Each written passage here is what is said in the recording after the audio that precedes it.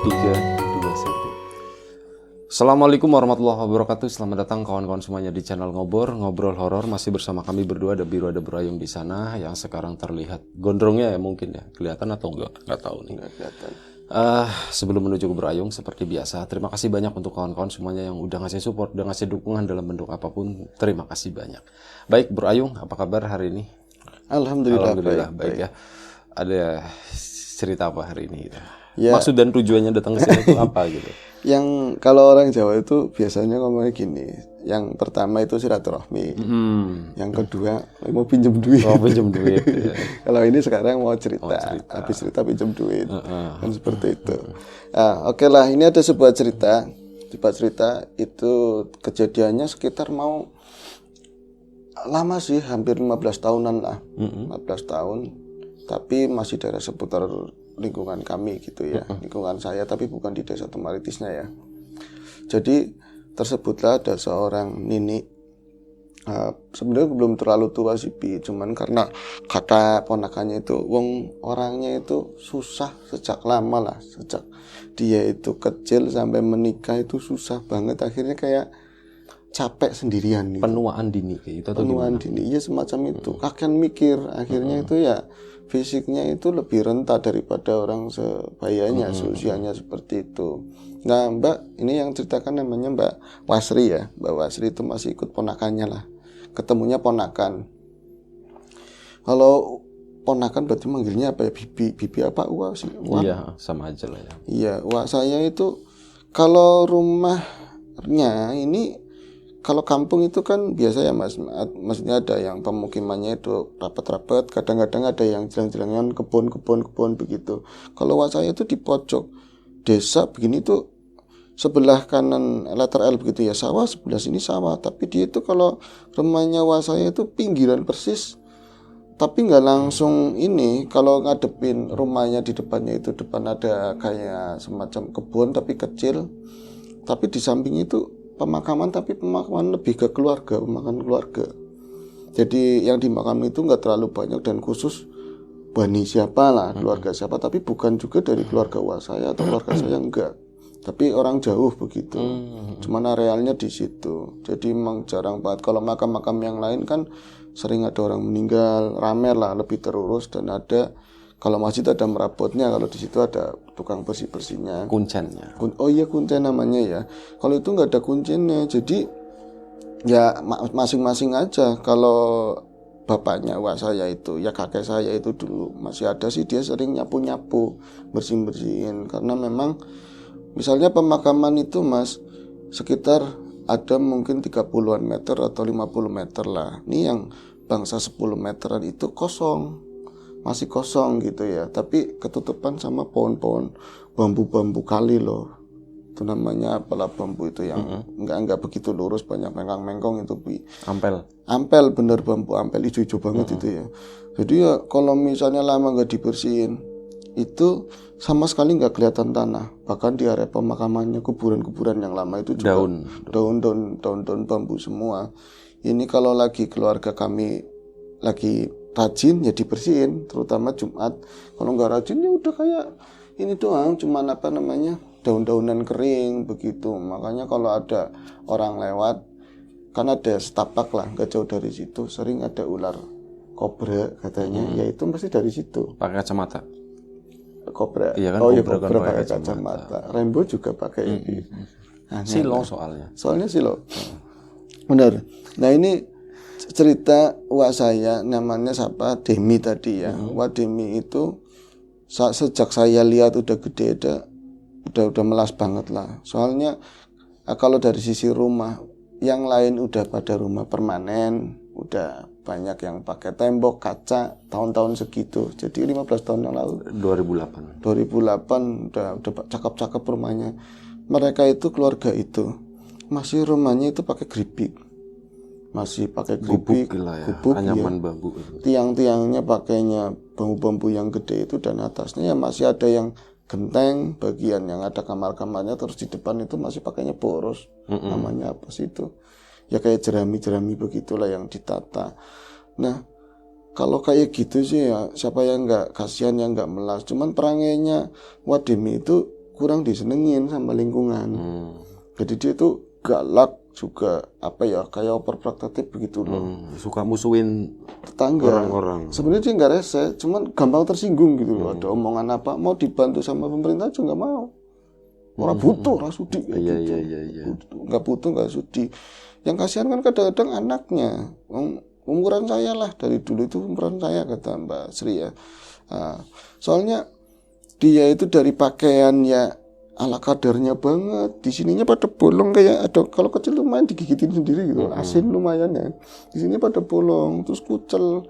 Yang lain sekolah ya dia itu jarang-jarang berangkat, katanya malu, nggak punya ongkos, nggak punya sangu. Itu kalau nggak berangkat ya nggak apa-apa, bebas-bebas aja lah di situ.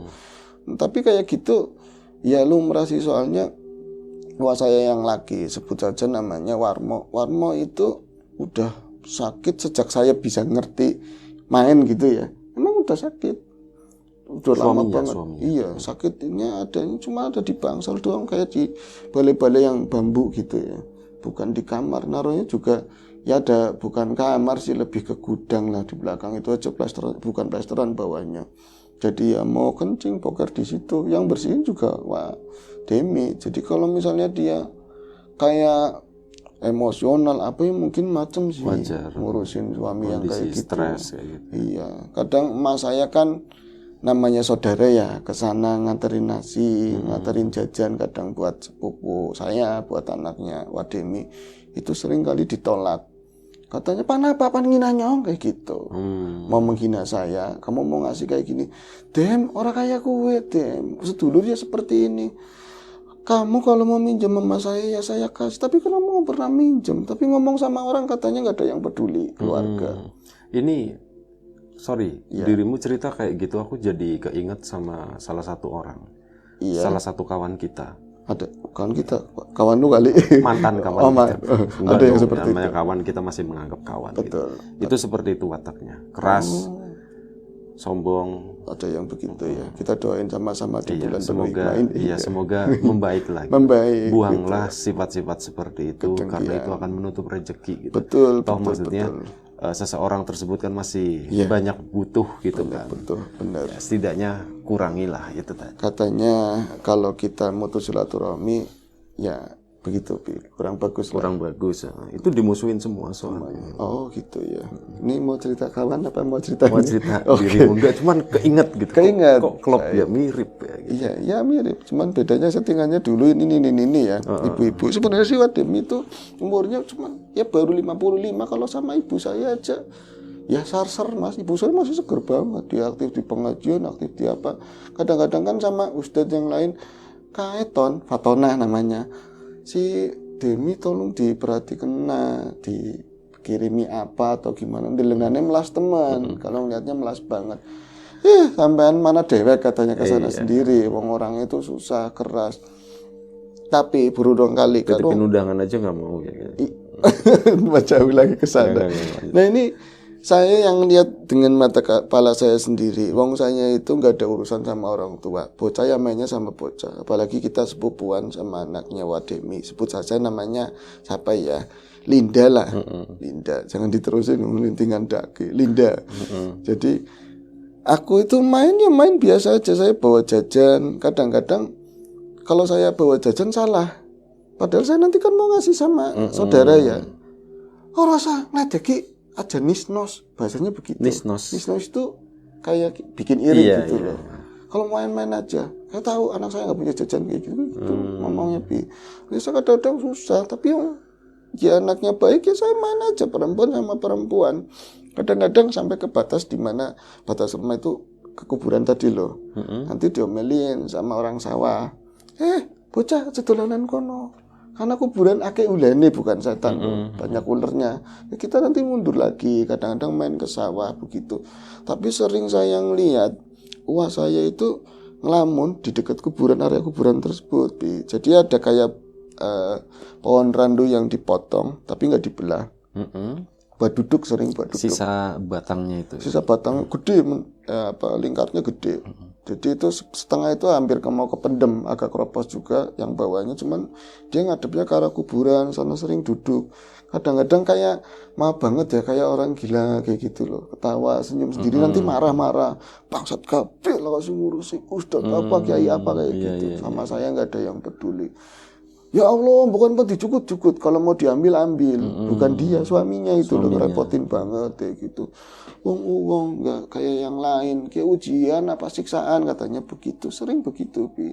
Nah, saya itu kan makin gede, lama-lama saya nggak main dong sama anaknya si Wademi karena dia nggak sekolah. Saya dapat kawan baru di SMP. Itu kata emas sih, Wadem itu perangainya yang tadinya rewel terus marah-marah itu jadi praktis diem banget, nggak ada suaranya sama sekali, nggak ngomong apa-apa lah.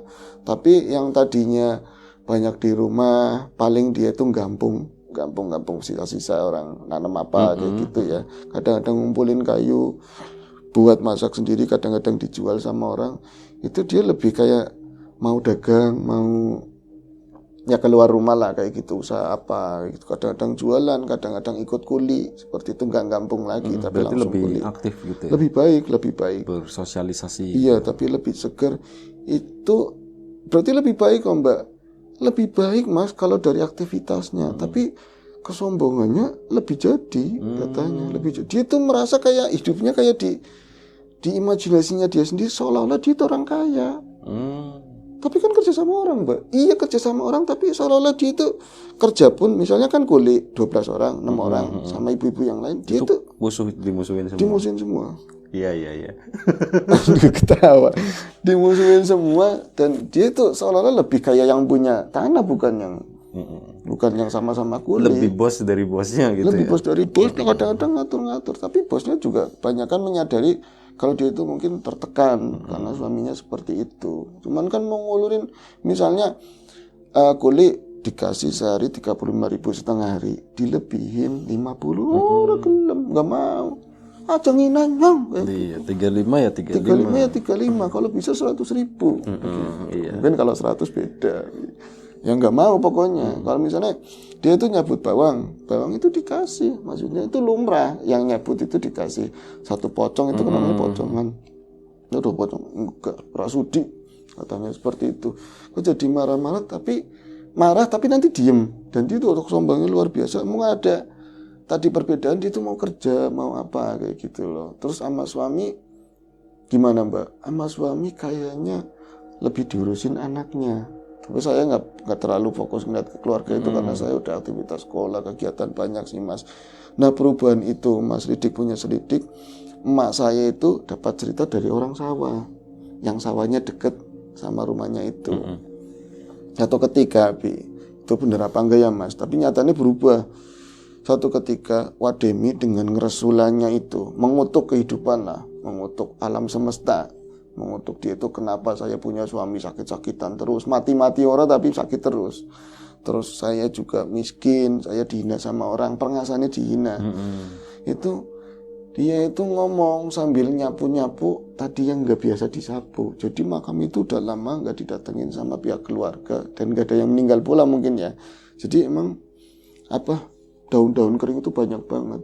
Pakai sapu, ada sapu hijau, Sapu lidi. sapu lidi itu nyapu serak, orang sawah itu dengar ngeromnya Ngomong sendiri. Ya Allah, sampean pan ngomongnya kayak gitu. Kalau pan gawe aku mati ya mati baik, kalau aku mau dimatiin mati aja. Tapi kayak patah di sit, suami suruh matiin sendiri, orang ganggu belas ngomong sendiri ngeromnya. Itu udah usia segitu udah menggubi katanya, udah lelah mungkin lah seperti itu. Itu yang cerita Wademi, si orang sawah itu kan laki-laki ya, aki-aki Badrun lah.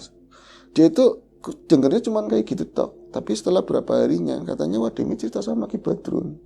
Kalau sore itu berarti mau, itu kan lagi nggarap bawang biasanya nyiranya kan mau sore, mau maghrib ya gitu ya. Itu maranin, Nyidemi itu maranin Ki Badrun ke sawah gitu. Drun, wingi aku ketemu wong gagah bagus nemen katanya. Ada ketemu orang ganteng banget, bagus, piyayi lah seperti itu.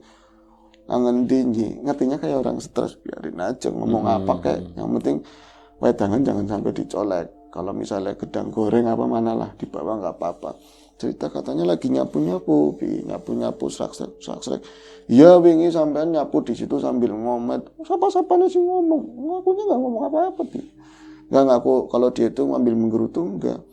Kan gue ya drone itu ya kalau lagi nyapu-nyapu si anu tebel banget loh. Daun-daunnya itu tebel banget kan alot serak. Terus tak bersihi wit-witan di atas itu bambu-bambu itu tiba-tiba itu pada gerak kabeh tuh. Kata Badrun emang angin akeh. Emang anginnya banyak, tapi menurut Demi itu emang gak biasa. Padahal anteng jinteng, tapi tiba-tiba itu krotak kena angin begitu loh. Daunan pada jatuh. Daunannya pada jatuh, si pohon-pohon bambu tadi juga berisik banget. Saya itu kayak tumben anak apa sih simpan tekas apa yang mau datang itu siapa? Tahu-tahu dia itu di depan hidungnya dia sendiri ngomong, ngarepe cungur aku drun di depan hidungnya aku itu jatuh, pluk, kisi apa? Ada yang jatuh, Bi. Ternyata potekan bambu, aduh, apik temen kia, apik banget sih bambu itu bagus banget, kayak dipotong tapi udah lama. Apakah drun yang ngomong bumbu petuk nih, Badrun itu tertarik, pring petuk mungkin ya.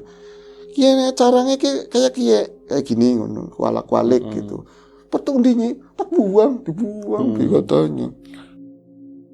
Wah, sampean goblok nemen gue namanya itu bambu petuk. Kalau memang asli semana panjangnya segini, kotlak katanya, Bi. Di dalamnya kayak ada sesuatunya kotak-kotak. Cuman apik temen-temen kayak gue apa? Aku ora butuh kiye, aku butuh duit sih ngake nemen. Aku butuhnya uang yang banyak banget. Aku nggak butuh ini. Jatuh dari atas. Terus tungane tuluning kutang buah apa aturan ditaruh di kutang, kasih tahu saya sampean mau minta duit berapa saya kasih, kata Ki Badrun. Ya ora kepikiran kok dia nembe ngomongnya saiki, kamu aja nembe baru ngomongnya sekarang. Ya sampean yang cerita, kalau nggak cerita ya saya ngomong begitu. Akhirnya primen, mana bambunya sini tukeran sama saya, bawa duit 200 katanya, kata Ki Badrunnya kan. Itu nggak dikasih, wong mesti tak buang, udah dibuang. Tapi aneh, saya buang itu kayak katanya Demi itu saya buang tapi buang-buang gak dibuang gitu loh. Jadi bukan di tempat yang ada kalenan kecil, di tempat yang tumpuk-tumpukan, itu di tempat yang bersih, pluk kayak gitu. Dia ingat nanti kalau ingat bisa diambil. Saya nyapu lagi, baru sekayang satu srek udah nggak ada katanya. Udah nggak ada. Pring apa sih kamu kok hilang, baru dilemparin kok hilang. Pring belis katanya begitu, pring iblis, bambu iblis gitu kan. Tahu-tahu ada yang dehem di belakangnya. Itu padahal drone belum disaponi, yang belakang saya kan belum disapuin, masih numpuk, bahkan tumpukannya kan lebih banyak dari karena kesini sih biar lebih numpuk lagi. Si tumpring apa daun-daun bambu itu bisa bersih dewek mana? Buka. Jadi si tadi piai orang gagah itu dari arah pekuburan, berarti kan arah belakang sana, Bi. Dia jalan tek katanya bambu itu pada buka sendiri kayak ngasih jalan, bisa kayak gitu, bersih. Ya tinggal rumput-rumputan kayak gila, kayak gini ya, kecil-kecil rumputan gitu. Itu jalan bagus, gagah, bersih, kayak wong-wong buat apa ya Drun ya. Iyalah, tapi Badrun gak nanggepin. Kayak orang-orang gitu katanya. Terus ngomong apa sama sampean, kan marani aku izin beli, aku malu wong bajunya cuman gak dikancing, susune nyong katon, susune kelihatan padahal alah tinggal kayak apa ya. Ya ceritanya begitu, emang begitu keadaannya. Langsung tak tutupi beli drone, tak tutupin begini, aku izin si aurat, ngerti aurat segala macam, Bi. Yang tak tutupi, kising menduwur, ya udah keribut bisa pengen kayak izin lah. Mas, manggilnya Mas. Padahal sosok kayak gitu yang nggak umum masa dipanggil Mas. Tapi wong kesipu, bener-bener ganteng banget katanya begitu. Rajin ya, katanya rajin bersihin sini katanya. Kamu orang susah. Saya diomongin begitu, Drun. Kamu orang susah. Ya pasti Mas, ya pasti. Emang saya susah. Pengen sugih katanya begitu. Mau kayak gembuyutuk, aku cuman bisa gembuyutuk tapi seolah-olah aku itu ketawa tapi ngomongnya pengen banget lah, nggak usah diomongin sampean udah ngerti. Padahal lah sampean ngerti yang datang itu Badrun nggak terlalu nunggu nanggapin itu ngarang atau apa nggak ngerti ya, karena kan? dianggapnya itu tadi ya, bermasalah. Udah bermasalah. Ya Aku ngomong sana nih, aku pengen sugih mas, bocah begah digituin, bocah-bocah. Emang tampangnya enom sih ya, kayak laki-laki umur 40 tahun, dia kan lebih tua, makanya dia ngomong bocah, diomongin bocah orang terima tuh, nggak terima, bocah-bocah, cawingi digituin nih, deminya digituin bocah wingi. Mas Sugih ora digentak katanya, iya pengen, ladak pengen sugih, ya anak syaratnya, ada syaratnya katanya. Syaratnya apa? Sega langka. Sega itu nasi nggak ada, wis dipangan bocah mau, udah dimakan bocah tadi. Anak ada yang kotor jatuh di bawah tempat tidurnya suamiku, ya banyak kotorannya lah. Kayak marah, kayak marah. Tapi anggar pengen, kapan ya beli rezekinya katanya seperti itu. Aku orang butuh sega, aku nggak butuh sega. Ya lu apa? Gelem dadi bojone aku ora. Mas Dun gelem ya kok dadi bojone katanya. Sampean angel Badrun kan yang lihat dari deskripsinya pernah. Padahal ya ngarang apa enggak, tapi masa dijadiin istri sing bener nyilah digituin. Iya katanya saya mau dijadiin istri, kalau mau kaya boleh, tapi jadi istrinya dia. Terus sampean gelem? Ora apa gelem? Pertamanya ora bi. Tadinya awalnya enggak karena rumangsa. Aku ora ayu, wis tua, wis kanyut katanya, udah kanyut. Untuk kayak gini, untuk aja begini giginya. Gelem apa ora digituin. Akhirnya saya ngomong maksa-maksa sih ya. Terus aku perangasannya lama-lama aku dewek. Aku sendiri tuh merasa lama-lama cantik, bi katanya Pak. Rumangsanya begitu. Rumangsa cantik gimana? Ora kok kulit be jadi bersih sendiri, kan jadi ayunya. Katanya gitu kan mau sama Badrun. Aku kan saiki sejen. Dari Badrun itu nggak ada yang berubah babar belas bi. Ngangel katanya dia itu. Saya kan ayu saiki. Wong ki be gede ya di anu digituin sama Ki Badrun. Barangan lah kayak ilatang asu atau kayak lambenya. Itu lambe mau dituntut, ngapain ditunjuk-tunjukin? Sembarangan monyol-monyol gede kayak gini, bokong yang ngisi maning. Aku no maning. Wah angel kayak gawe ya kena gedangnya mana urus cerita. Tuh kena cerita itu dilanjutin katanya maksa buat cerita. Akhirnya apa? Aku gelem di bojo, tapi mengko rame-ramenya mengko. Rame-ramenya nanti setelah mulid. Tapi wis bojo. Berarti sampean sering ketemu, mau ketemu. Layan jibi kayak bocah inilah. Kayak mas aku akeh, masnya banyak katanya. Padahal dilihat mas apa, enggak ada emas. Cuman emang ada bengkung ini ya, apa ya kayak sampur itu digulung-gulung. Memang penasaran batunya. Coba dibuka lian.